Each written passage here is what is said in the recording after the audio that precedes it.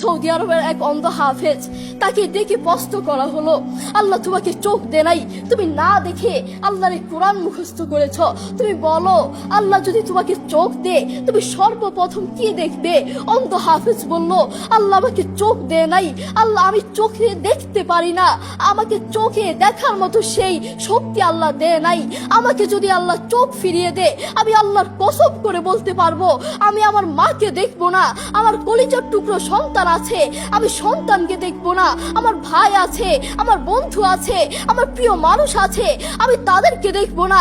আমি দেখবো যেই কোরআন আমি না দেখে মুখস্থ করেছি সেই কোরআন দেখবো, সেই কোরআনের আয়াতগুলো কত সুন্দর তার দিকে তাকাবো। আল্লাহু আকবার।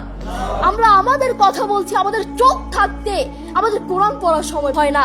আপনি বলছেন আমি ব্যবসা করি সময় পাই না, কোরআন কোত্থেকে পড়বো? ব্যবসা করি কোরআন পড়ার সময় পাই না, আমি দোকান করি দোকানে অনেক কাজ থাকে, বিশ্বাস করুন আমি অনেক ব্যস্ত মানুষ, এজন্য কোরআন পড়ার টাইম পাই না, কোরআন পড়ার সময় পাই না। প্রিয় ভাই, আমি আপনাকে বলতে চাই আপনাকে সময় কে দিয়েছে? আপনাকে সময় কে দিয়েছে? যে আল্লাহ আপনাকে সময় দিয়েছে সেই আল্লাহর জন্য আপনি কোরআন পড়তে পারেন না। আপনার চেনা ফলমান আসমানের নিচে জমিনের উপর আরেকটাও হতে পারে না। কথা বলেন ঠিক কিনা?